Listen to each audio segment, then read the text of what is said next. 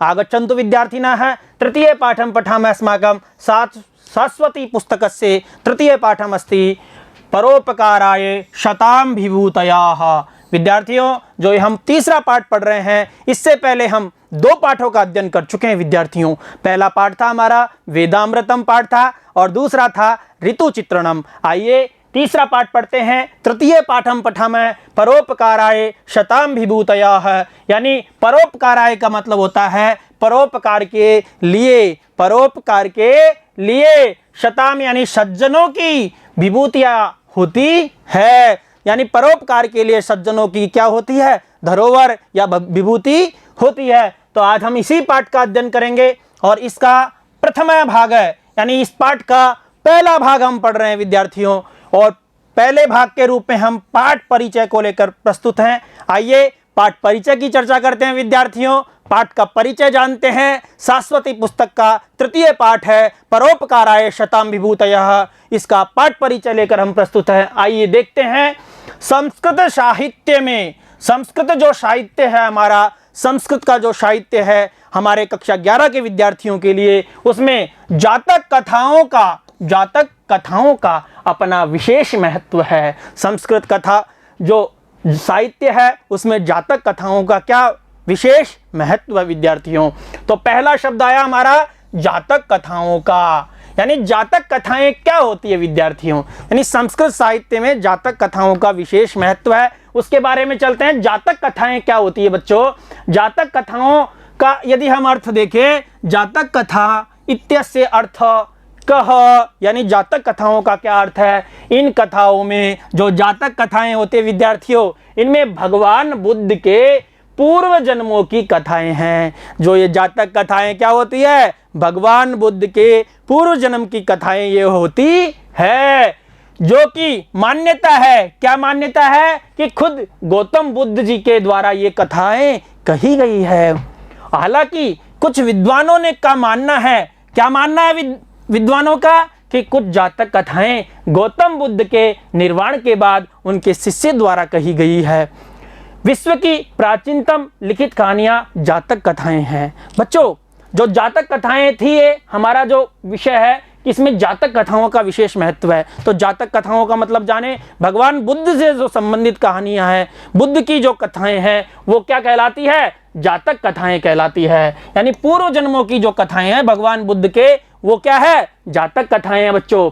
ये सभी घटनाएं जो भगवान बुद्ध की ये सभी घटनाएं है ना, ईस्वी संवत यानी 300 ईसा पूर्व की लगभग ये घटनाएं हैं। इन कथाओं में, इन जातक कथाओं में क्या होता है, मनोरंजन के माध्यम से, मनोरंजन के यानी अच्छा आनंद भी आता रहे, इनके माध्यम से नीति और धर्म को समझाने का प्रयास किया गया है। यानी नीति की बातें बताई गई है, धर्म की बातें बताई गई है इन जातक कथाओं में, जो भगवान बुद्ध की जातक कथाएं हैं।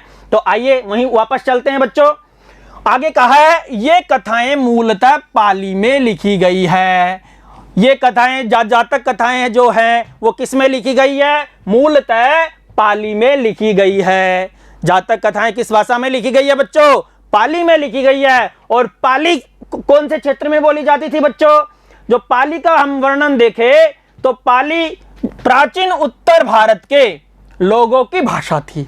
प्राचीन उत्तर भारत में जो लोग रहते थे, यानी जो उत्तर की ओर रहते थे, उन लोगों की क्या थी, ये भाषा थी। जो पूर्व में बिहार, पश्चिम में हरियाणा, राजस्थान और उत्तर में नेपाल, उत्तर प्रदेश से दक्षिण में मध्य प्रदेश तक बोली जाती थी बच्चों। यानी जो ये पाली भाषा है वो बिहार से पश्चिम में हरियाणा, राजस्थान तक, उत्तर में नेपाल, उत्तर प्रदेश से दक्षिण में मध्य प्रदेश तक बोली जाती थी। भगवान बुद्ध भी इन्हीं प्रदेशों में विहरण करते हुए लोगों को धर्म समझाते रहे बच्चों। आज इन्हीं प्रदेशों में हिंदी बोली जाती है। जो पाली की जगह पर कौन सी भाषा बोली जाती है, हिंदी बोली जाती है। इसलिए पाली प्राचीन हिंदी है बच्चों, पाली प्राचीन हिंदी है। यह हिंद यूरोपीय भाषा परिवार में की एक बोली या प्राकृत है। यह हिंद यूरोपीय भाषा परिवार में की एक बोली या प्राकृत है। इसको बौद्ध त्रिपिटक की भाषा के रूप में भी जाना जाता है। पाली ब्राह्मी परिवार की लिपियों में भी लिखी जाती थी बच्चों। तो आइए और पाली का यदि हम वर्णन देखें तो पाली भाषा इन क्षेत्रों में बोली जाती थी। और इसका हम देखें, वापस चलते हैं वहीं पर बच्चों। तो आगे कहा है इसमें कि मूलतः पाली में थी, जिनकी संख्या कितनी है 547। 547 यानी जातक कथाओं का विशेष महत्व है, ये इनकी भाषा थी पाली, और जिनकी संख्या है 547। क्या है संख्या 547। और ये जातक जो शब्द बना है ना, ये जन धातु में इक्ता प्रत्यय करने पर जातक शब्द बनता है। क्या बनता है? जातक शब्द बनता है। इसको भी अगर हम देखना चाहे बच्चों तो ये कहता है कि जन धातु में इक्ता प्रत्यय जोड़ने पर यह शब्द निर्मित होता है। धातु को भूत अर्थ में प्रयुक्त करते हुए जब अर्थ किया जाता है तो जात भूत कथा एवं रूप बनता है। भाव अर्थ में प्रयुक्त करने पर जात, जाति, जनन, जन्म अर्थ बनता है। इस तरह जातक शब्द का अर्थ है जात अर्थात जन्म संबंधी, यानी बुद्ध के जन्म के संबंधी थी। और जातक भगवान बुद्ध के पूर्व जन्म संबंधी कथाएं हैं। बुद्धत्व प्राप्त कर लेने की अवस्था से पूर्व भगवान बुद्ध बोधिसत्व कहलाते हैं। तो ये जन धातु का वर्णन है। वे उस समय बुद्धत्व के लिए उम्मीदवार होते हैं, यानी बुद्ध के जन्म लेने से पूर्व भगवान बुद्ध क्या थे? बोधिसत्व।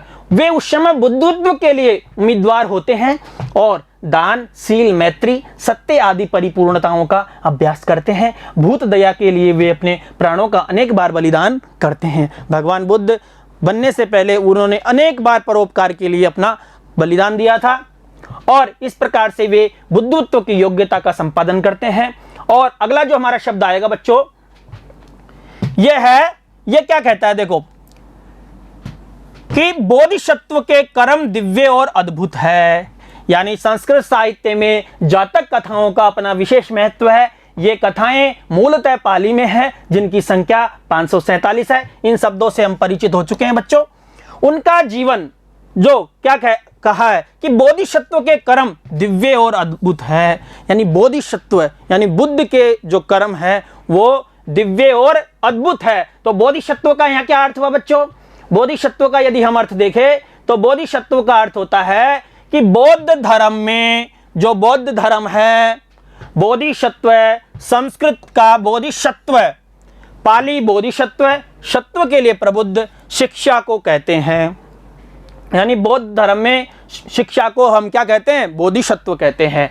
पारंपरिक रूप से महान दया से प्रेरित, पारंपरिक रूप से महान दया से प्रेरित, बोधिचित्त जनित, अर्थात इसको हम सार रूप में ये यूं कह सकते हैं कि सभी संवेदनशील प्राणियों के लाभ के लिए सहज इच्छा से बुद्धत्व प्राप्त करने वाले को बोधिसत्व माना जाता है। मोस्ट इंपॉर्टेंट परिभाषा है बच्चों, बोधिसत्व किसे कहते हैं? देखो कि सभी संवेदनशील प्राणियों के लाभ के लिए सहज इच्छा से बुद्धत्व प्राप्त करने वाले को बोधिसत्व माना जाता है। यानी सभी प्राणियों के हित के लिए, सहज भाव से, जो उनके लाभ के लिए, प्राणियों के लिए, और बुद्धत्व प्राप्त करने वाले को क्या कहते हैं? बोधिसत्व कहते हैं। तिब्बती बौद्ध धर्म के अनुसार बोधिसत्व मानव द्वारा जीवन में प्राप्त करने योग्य 4 उत्कृष्ट अवस्थाओं में से एक है बच्चों। तो हमने बोधिसत्व की परिभाषा जानी, पाली किस क्षेत्र में बोली जाती है, जातक का क्या अर्थ है, भगवान बुद्ध से की जो कथाएं हैं वो क्या कहलाती है? जातक कथाएं कहलाती है। तो बोधिसत्व से परिचित हो गए बच्चों। उनका जीवन, किसका? बोधिसत्व का जीवन, भगवान बुद्ध का जीवन अलौकिक और आदर्श है। अलौकिक और क्या है? आदर्श है बच्चों। इसी से प्रेरणा लेकर आर्यशूर ने जातक माला ग्रंथ की रचना की। आर्यशूर ने किस ग्रंथ की रचना की? जातक माला ग्रंथ की रचना की बच्चों। और यह ग्रंथ जो जातक माला हमें दिखाई भी दे रहा है बच्चों, ऐसा एक ग्रंथ है, इसकी एक टीका है ये तो, लेकिन आर्यशूर ने जातक माला ग्रंथ की रचना की। ये उत्कृष्ट गद्य पद्य मिश्रित संस्कृत में है। और ये ग्रंथ किसमें है? गद्य और पद्य से मिश्रण से बनी हुई संस्कृत में है, अर्थात चंपू काव्य है एक तरह से।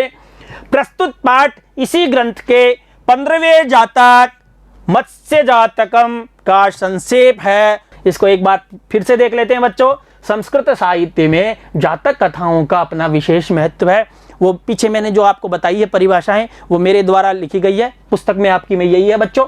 संस्कृत साहित्य में जातक कथाओं का अपना विशेष महत्व है। संस्कृत कथा जगत है ना, उसमें जातक कथाओं का अपना विशेष महत्व है। जातक कथाएं क्या होती है? भगवान बुद्ध के पूर्व जन्मों की कथाएं क्या कहलाती है? जातक कथाएं कहलाती है। ये कथाएं मूलतः पाली में है, पाली भाषा में है बच्चों। किसमें है? पाली भाषा में है। और जिनकी संख्या कितनी है? 547। कितनी संख्या है? 547।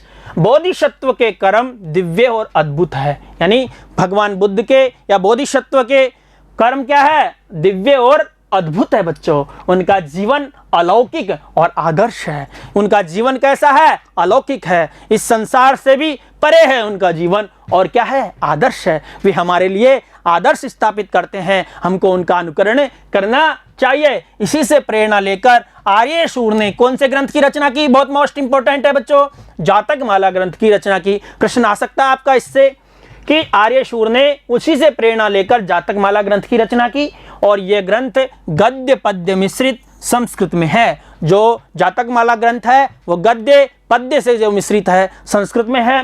प्रस्तुत पाठ इसी ग्रंथ के 15वें जातक मत्स्य जातकम का संक्षेप है। जो ये पाठ है मत्स्य जातकम का संक्षेप है। आइए आगे चलते हैं बच्चों कि इसमें बताया गया है, पाठ में क्या बताया गया है कि सत्य तपोबल के आधार पर किस प्रकार मत्स्याधिपति के रूप में बोधिसत्व अपने साथी मत्स्यों की प्राण रक्षा करने में समर्थ होते हैं।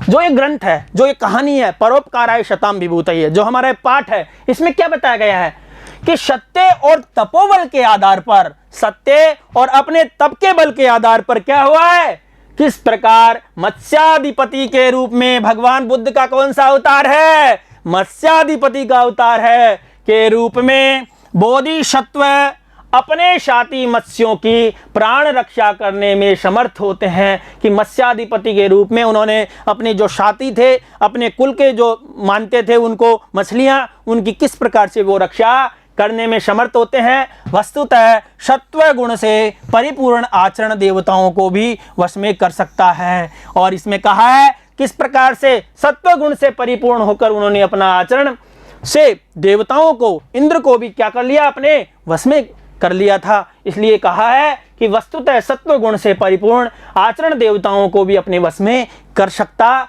है। तो ये क्या कहा है कि सत्य और तपोबल के आधार पर किस प्रकार मत्स्याधिपति के रूप में, तो भगवान बुद्ध थे वो मत्स्याधिपति के रूप में उन्होंने किस प्रकार से अपने साथी मत्स्यों की रक्षा की थी बच्चों। तो ये कहानी है हमारी। इस कहानी में आपको क्या मिलेगा? इस कहानी में आपको मिलेगा कि भगवान बुद्ध थे एक तालाब के किनारे, एक तालाब में मत्स्याधिपति के रूप में उन्होंने अवतार लिया था। जब वो उस तालाब में रहते हैं तो वर्षा नहीं होने के कारण, क्या वर्षा नहीं होने के कारण, जब मछलियों को तो पानी चाहिए बच्चों, तो सब जगह से पानी नहीं था और धीरे धीरे गर्मी भी बढ़ रही थी। गर्मी बढ़ रही, तब लोगों ने पानी भी उसमें से पिया। निरंतर पानी आयु के समान कम होता गया उसमें से, और इससे मछलियों में संकट गहरा गया बच्चों। और उस तालाब के किनारे आपको क्या थे? कौवे मिलेंगे, और भी कई जानवर थे। वो ये प्रतीक्षा कर रहे थे बच्चों कि ये पानी कैसे कम हो और हम मछलियों को कब खाएं। तो ये घटनाएं देखकर सब मछलियां भी चिंतित थी। भगवान बुद्ध जो बोधिसत्व के रूप में थे वो भी चिंतित थे बच्चों। जब वो सब की चिंता होने लगी, तब भगवान बुद्ध ने बहुत प्रकार से विचार किया। बहुत प्रकार से विचार करने के बाद में उनको एक ही रास्ता सूझा। क्या सूझा? सत्य और तप, सत्य पर रहते हुए तप करना। तो उन्होंने इसी प्रकार से देवताओं की आराधना की, भगवान इंद्र की आराधना की। उन्होंने कहा कि मैंने अत्यंत कष्ट के समय भी, अत्यंत विपत्ति के समय भी किसी जीव को नहीं सताया है, फिर ये मेरे लिए कष्ट क्यों, मेरे इस परिवार के लिए कष्ट क्यों। इस प्रकार से जब उनकी प्रार्थना को इंद्र ने सुना बच्चों, तो इंद्र ने जब सुना उस प्रार्थना को, तो इंद्र के कहने पर बादल खूब बरसे। खूब बरसने के बाद में खूब पानी हो गया। लेकिन जब फिर से दोबारा ऐसा लगा कि ये बरसात रुक जाएगी, तभी भगवान बुद्ध ने फिर से आराधना की, बोधिसत्व ने फिर से आराधना की, तो फिर खूब वर्षे इंद्र देवता प्रकट हुए और इंद्र ने उनकी स्तुति की। इस प्रकार से ये कहानी आपको देखने को मिलेगी। ये मैंने संक्षेप में बताया, इसका पाठ का परिचय बताया। अगले भाग में हम इस संपूर्ण कथा को लेकर प्रस्तुत होंगे। बहुत बहुत धन्यवाद। पुनर्मिलामः। नमो नमः।